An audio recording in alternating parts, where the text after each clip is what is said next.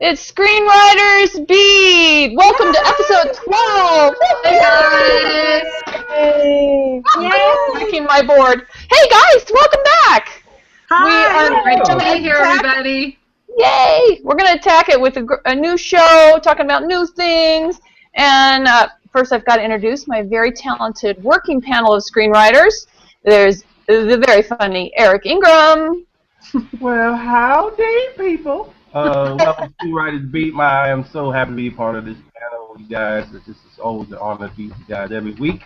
Right now, I just finished up my spiritual spy thriller, and I'm going to write. I got like 2 comedy rewrite polishings that I'm going to try to get out of here for before Labor Day. So that's what I'm Super.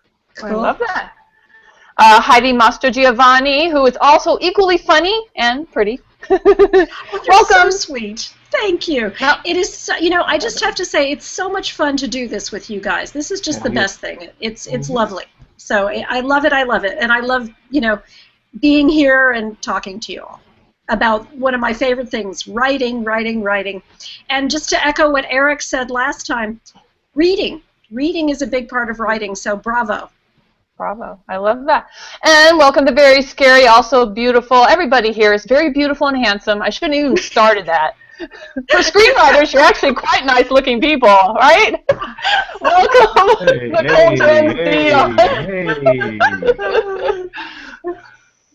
Hi, Nicole Jones. Hi. How do you do that? I don't know what to do with that. Shock. Because really, I think I'm better off on the other side of the camera, quite frankly. And so I just wrapped up this little short film called Devil's Deal that I wrote and co-directed, and we're currently in post. And hopefully, I'll have some footage to show you guys soon. Yeah. And in the meanwhile, I'm just full steam ahead on this new writing assignment, which is supposed to shoot later on this year. So. Super. That's fast one. I love that. Yeah. And they don't waste any time. Yes, we need producers like that. More, please. And then welcome also to Nicole Nicole Kiefler. You guys gonna have to fight over who's 1 and who's 2, but you're both incredibly talented, so we should just call the talented Nicoles. How are you? Sweet. Peace, sister.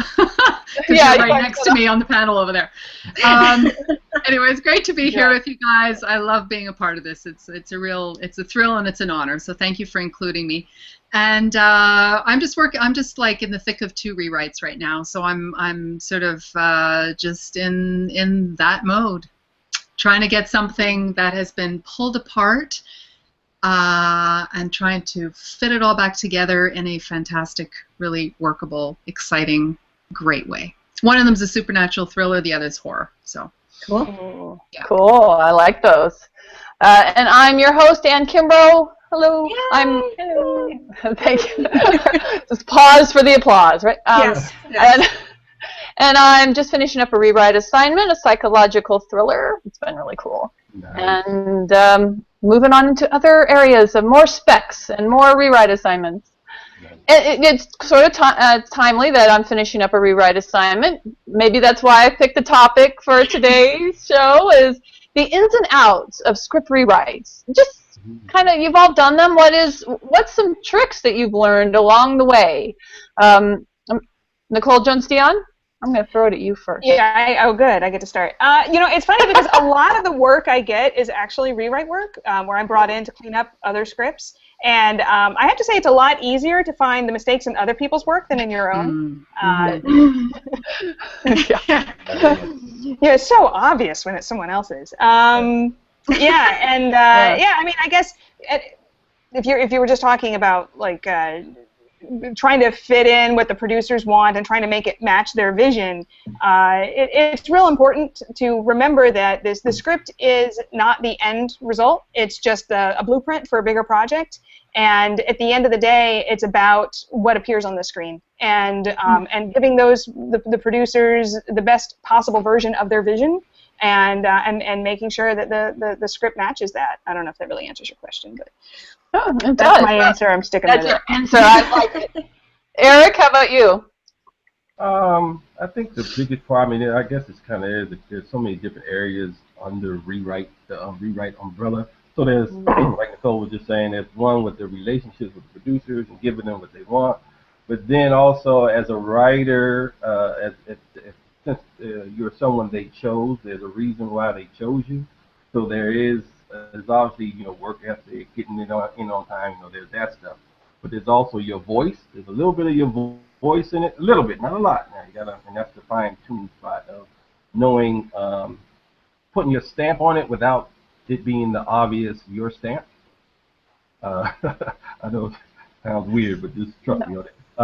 But they came to you for a reason. But they did come to you for a reason. Sure. And it's not just to put commas and periods. There's more to you than that. You know what I mean? So. Oh, right. Especially if it's a page one rewrite. Yes. Heidi, what is it different with webisodes? Yes and no. I think my advice with webisodes would be very similar to my advice with any rewrite, which really is to be cooperative and to remember that you are all working together with the goal of getting this piece completed and into production and up on the screen.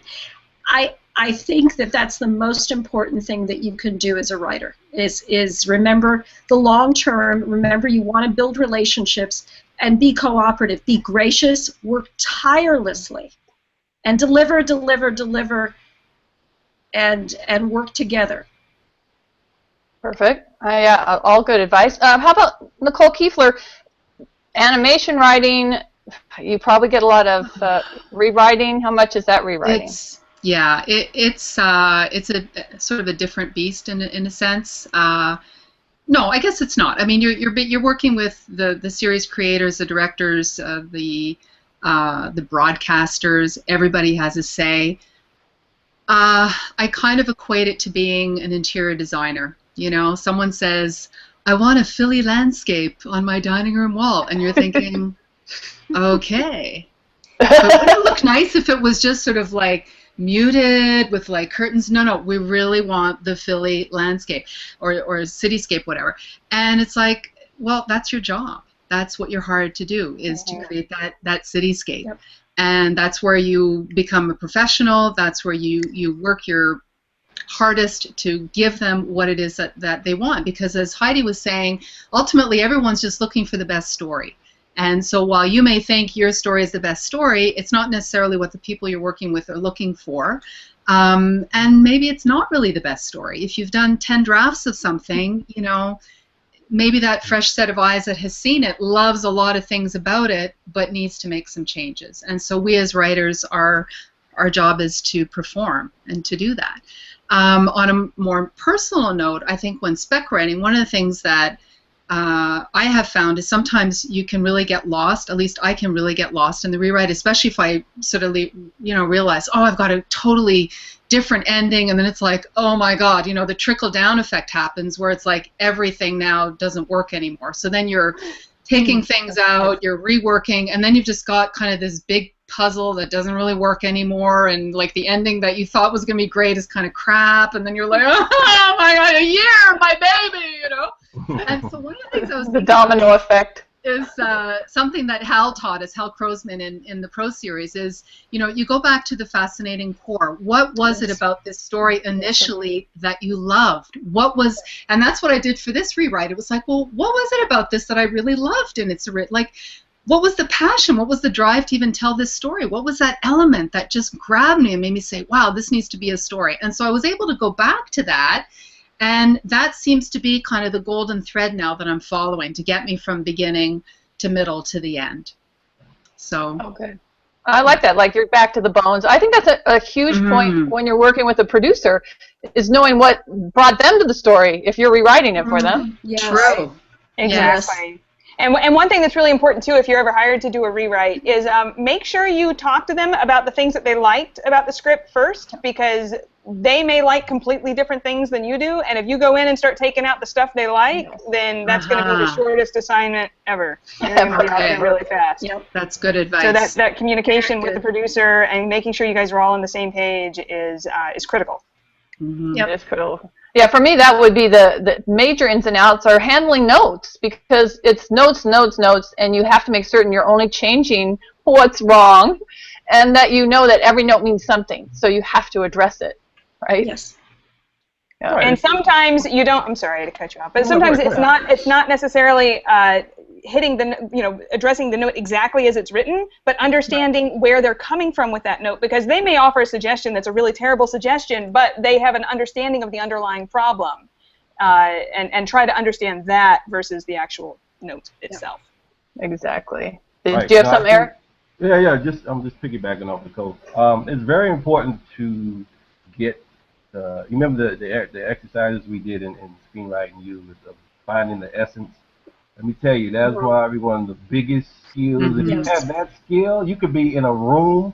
They could just bring you in. You have no idea what the script's about, But once you start hearing things, and if you can find what the essence is, that no one else in the room can, not only is that a skill that will get you more work, but you'll be able to springboard that idea into 12, 15 different options right off the bat.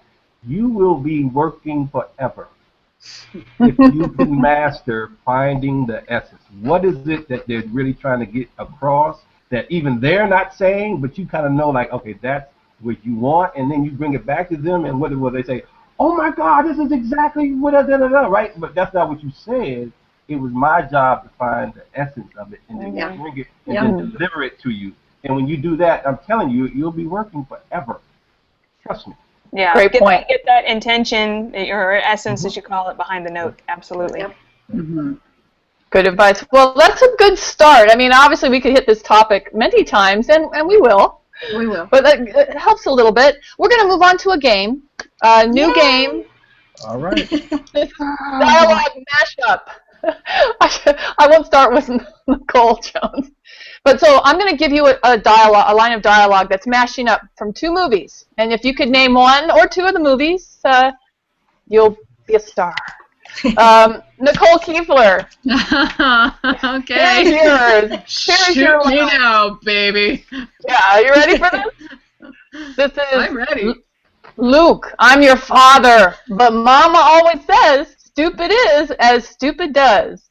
Oh, okay. So the second one is Forrest Gump, and the first one is Star Wars. Yay! Bravo. Oh, thank God! Technically, here comes the geek cat. I guess that would be. Good. Yeah. Well, Yes. Yeah. the judges accept Star Wars. Thank you very much. Thank you. Oh, blessings to you. But Nicole Jones Dion gets extra credit. Yeah. And she gets to go next. See? Oh no, that's what I kept in my mouth. Okay, here's yours. This is easy. This is, frankly, my dear, I don't give a damn. Show me the money. Gone with the Wind and Jerry Maguire. Yay! See? Very Easy. That's just all. Heidi, Yeah. here's yours. I believe you're trying to seduce me, Mrs. Robinson, and your little dog, too. So it is The Graduate and The Wizard of Oz. Yes. Oh, which takes a whole new meaning when you put them together like that. Fabulous. Fabulous. Which is the point. That leaves Eric the last goodie. Oh my goodness. Yay. Here we go. All You right. ready? Yep. Say hello to my little friend, my precious. I missed the first part, right? Say hello to my little friend, my precious. Oh, so that is Scarface, and what's the little with the witches? My precious. Yeah, is that Wizard of Oz? No, Nicole Jones Dion should know. Geeking out? Nope. Lord of the Rings. Well, I was trying to figure out which one of them it was. Oh, yeah. One of the Lord of the Rings. Yeah. Well, it was probably the Fellowship of the Rings that started, I would say. Was Gollum in that one? No, what? No, I think it's the second one. I don't think Gollum was in the first one. I think he was. It wasn't the Two Towers? Maybe you're right. Anyway, I hope you like that game. That was the new one. Yeah, That it was was great. great. We won't do that again. Yeah, Ask us some great. more. No, okay. Well, one last question from the audience. Someone wanted to know what it's like to be on the set. And I don't know how many of you have been on the set as a writer or just as a director recently. I know Nicole has. Anyone want to raise your hand? Who's best at fielding this? Eric, you've been on the set? Yeah, I have. I was a PA on Murder at 1600.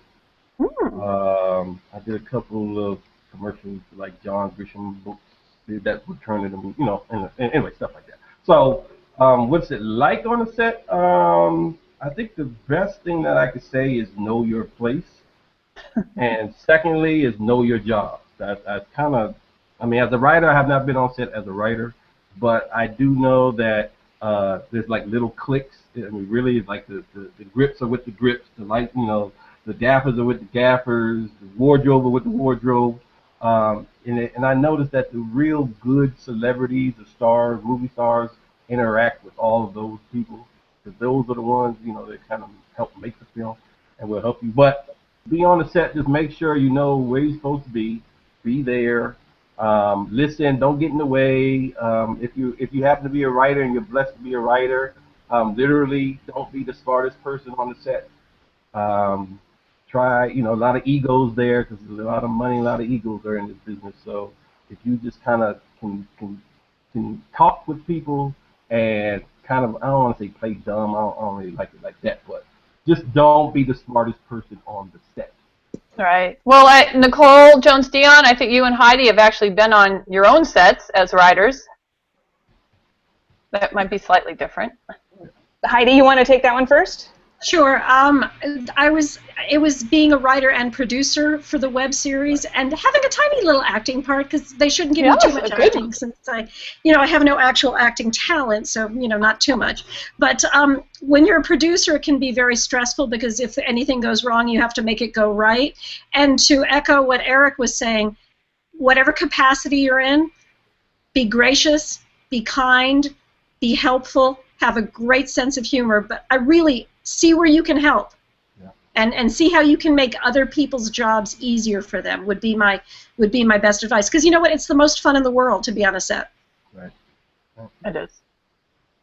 Nicole Jones-Dion, did you want to add anything to that? Yeah, well, I mean, I guess, because for most of my films, they were fairly low budget, and they were shot internationally. So as much as I would have loved a first-class ticket to Thailand, that wasn't going to happen. But when we did the Devil's Deal shoot this past weekend, so I was there kind of as like a writer-director capacity, and also, producer too. Little indie, everyone, you wear multiple hats. And I think the job of the writer is just kind of stay out of the way, frankly, because you're just out there in the corner. I did get to pull my little prima donna writer, diva hat at one point and say, the actor messed up that line, and that was a very critical line, and make sure he gets it right in the next take. How did that go over? Everyone was like, yeah. Everyone understood. It really was kind of a critical line. And okay. I'm not a diva normally, and I was like, yeah, as long as I get the essence of what they're supposed to say, it's cool. But there was this one line. I'm like, no, you got to nail that one, dude. You can't ad-lib it. That's cool. But I just kind of stay out of the way. Stay out of the way. Nicole Kiefler, have you had the opportunity? I haven't had the privilege yet. No. Well, then it's up and coming, and now you'll know how to behave. I haven't had the privilege of being on the set as a writer, but I have extensive production work as a production manager for TV commercials and music videos, and I've also been an extra in a lot of movies. And all of it, remember that's the office for all those people. So I agree with what you guys said. Know your part, know your role, and as a writer, if I went onto a set, it would be like if they need me, they'll come to me. Don't go around talking to the actors and telling them how to act. Right. Definitely don't do that. Hey, you will not be you will not be welcome on another set once that gets out. No. Well, guys, thanks again for another wonderful episode. It's over already? It's over already, baby. I'm sorry. I have nothing else to do. I'm sorry. Well, guys, thank you again. You're wonderful, talented writers. We'll just go around real quick and say what kind of work you're looking for, and then we'll say goodbye to everybody and hope everybody finds the work they're looking for. Right, Eric Ingram? Amen to that. Yes, definitely. Comedy, action rewrites, most definitely. Inspirational also is a big thing to me. So yeah, any of that, send it on. Send it their way. Heidi Mastro Giovanni. Comedy is king. Yes. Cool. More comedy for Heidi. Nicole Jones Dion. I like genre stuff. The darker, the better. So twisted, dark, psychological craziness. Bring it. It means nothing other than that she likes that writing. Right? Nicole Giefler. Yeah, horror supernatural. I'm in. I'm there with you with thriller and horror, and I hope all of you find a lot of more work, and so much work. You're like, hey guys, I need help. Luckily, we have each other, and we know a lot of great, talented screenwriters too. Yep. So good luck to everybody out there. Go out there and get some more work, and happy writing. Happy And writing. we'll see everybody next time around on Screenwriters Beat. Yay! Bye, guys.